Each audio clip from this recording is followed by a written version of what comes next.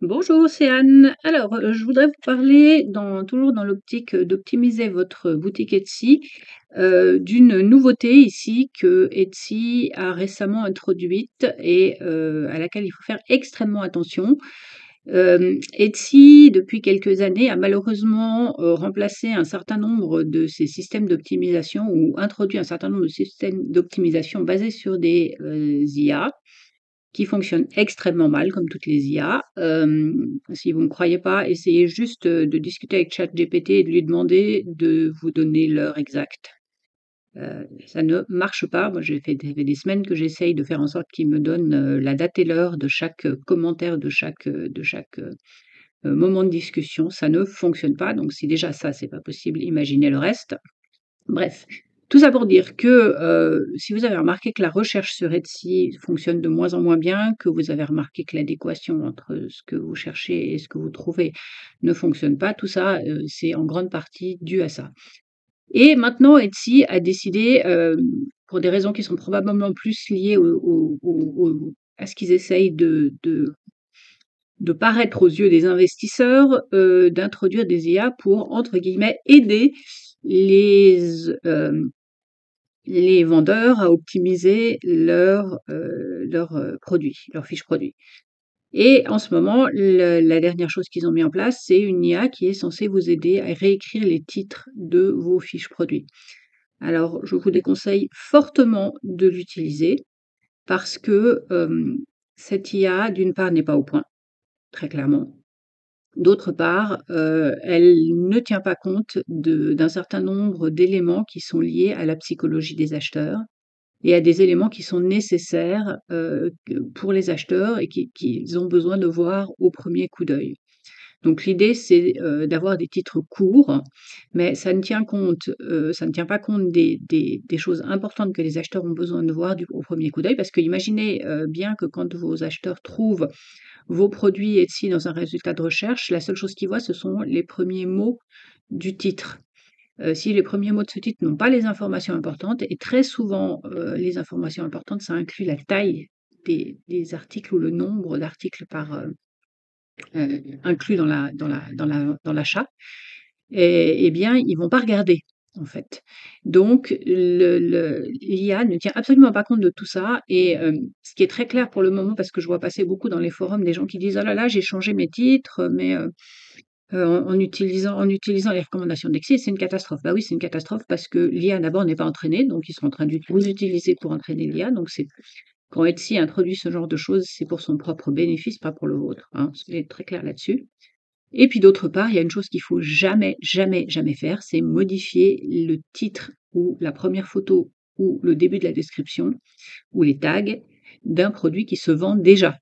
Parce que le fait de faire ça, ça le fait repartir à zéro dans l'algorithme et c'est complètement idiot. D'accord? Donc surtout, surtout, ne le faites pas. Maintenant, si vous avez envie de tester si ces IA fonctionnent, vous pouvez dupliquer les fiches produits dans la mesure où vous avez les produits en double, évidemment, si vous pouvez les vendre plusieurs fois. Si c'est des pièces uniques, ça ne marchera évidemment pas. Et essayer d'optimiser ces fiches produits-là avec les suggestions d'Etsy et voir ce qui va se passer à long terme, évidemment, parce que pour qu'un produit trouve sa place dans l'algorithme, il faut des semaines, hein, ça se fait évidemment pas du jour au lendemain. Donc, soyez prudents. Sachez que même si dans votre vie quotidienne, vous avez tendance à vouloir absolument utiliser des IA pour tout et n'importe quoi, elles ne sont pas au point. OK? Jamais. Et enfin, il y a peut-être des applications très spécifiques pour lesquelles ça fonctionne à peu près, mais la plupart du temps, c'est pas le cas. Et si vous voulez tester ça, de nouveau, c'est assez facile. Vous allez sur ChatGPT et vous lui posez des questions simples Hem, sur des choses, que vous pouvez vérifier et vous vous rendrez compte très, très vite que non seulement, souvent, les réponses sont fausses, mais qu'en plus de ça, il ne vous dit pas quand il vous donne une réponse fausse et si vous lui demandez si c'est juste, des fois, il vous ment directement. Moi, ça m'est arrivé directement, en particulier sur ces histoires de temps parce que j'avais besoin qu'il y ait une timeline en fait dans mes discussions pour qu'on puisse décider de quand on devait remettre à zéro certaines fonctionnalités. Et c'était complètement aléatoire, c'était pas du tout basé sur le temps réel. Et donc j'ai commencé à faire ça simplement pour ça. Et en fait, je me suis rendu compte d'une fois sur l'autre, c'est-à-dire d'une minute à l'autre presque ou d'une heure à l'autre, il revenait à un temps qui est complètement fantaisiste, qui est pas basé sur les 50 fois où je lui ai déjà dit sur quel fuseau horaire j'étais et ce que je voulais. Et à chaque fois, il s'excuse platement et à chaque fois, il me dit: «Oui, oui, ça y est, j'ai compris, je vais le faire» et la fois d'après, c'est de nouveau faux. D'autre part, l'autre jour, j'ai essayé de lui faire décrire une photo que je lui avais envoyée, mais j'ai pas attaché la photo. Enfin, j'avais attaché un format qu'il n'arrivait pas à lire. Plutôt que de me dire qu'il n'arrivait pas à ouvrir le fichier, il a inventé un truc complètement, complètement. Il m'a inventé une description qui correspondait évidemment à rien vu qu'il n'avait pas pu voir la photo.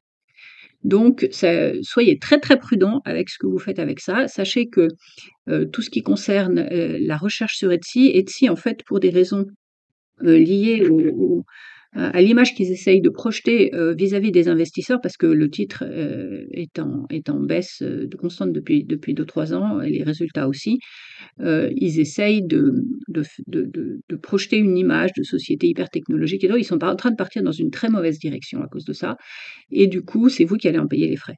Donc faites attention à ça, essayez de jouer avec le système plutôt que de vous laisser prendre par ça.